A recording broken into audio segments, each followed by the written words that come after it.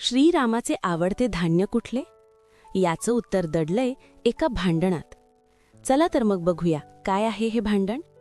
त्याआधी जर ही कहाणी आवडली तर लाईक आणि सबस्क्राईब नक्की करा.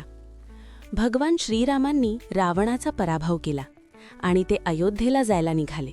वाटेत गौतम ऋषींचा आश्रम लागला. त्यामुळे श्रीराम, लक्ष्मण आणि सीतामाई त्यांना भेटायला गेले. गौतम ऋषींनी त्यांचे प्रेमाने स्वागत केले. श्रीरामचंद्र विजयी होऊन आले होते म्हणून गौतम ऋषींनी खास मेजवानीचे आयोजन केले होते. जेवणात प्रत्येक धान्यापासून बनवलेल्या एकेका पदार्थाचा समावेश होता. जेवताना गौतम ऋषी श्रीरामाला प्रत्येक धान्याची माहिती देत होते. त्यांचे गुणदोष सांगत होते.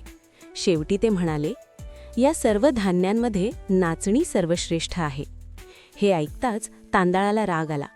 तो तिथे प्रकट झाला आणि त्याने नाचणीला हिणवायला सुरुवात केली. म्हणे, नाचणी सर्वश्रेष्ठ आहे काय त्या नाचणीत?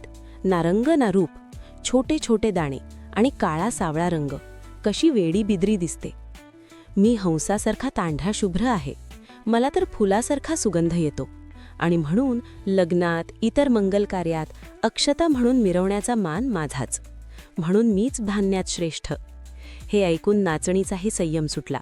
तिनेही आपली बाजू लावून धरली.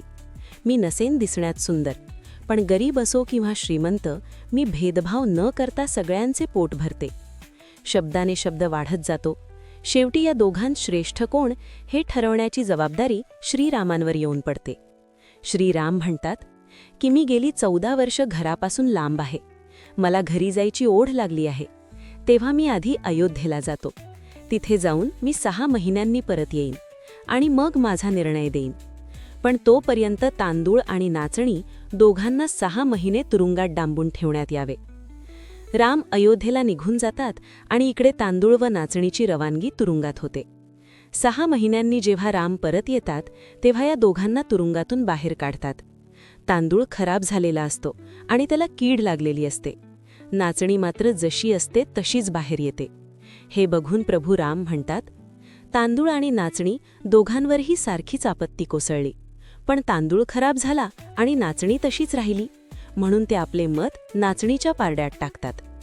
या प्रसंगानंतर राघवाचा जिच्यावर अनुराग आहे ती रागी असं नवीन नाव नाचणीला मिळालं. मित्रांनो, तांदूळ आणि नाचणीच्या भांडणाची ही गोष्ट कानडी संत कनकदास यांच्या रामधान्य चरित्र या काव्यात सांगितलेली आहे. माणसाचे चारित्र्य त्याच्या जन्मावरून, रंगरूपावरून न ठरवता त्याचे विचार कसे आहेत आणि सर्वात महत्त्वाचे म्हणजे कठीण प्रसंगात तो कसा वागतो यांच्यावरून केली पाहिजे. हे आपल्याला या कथेतून शिकायला मिळते. जय श्रीराम.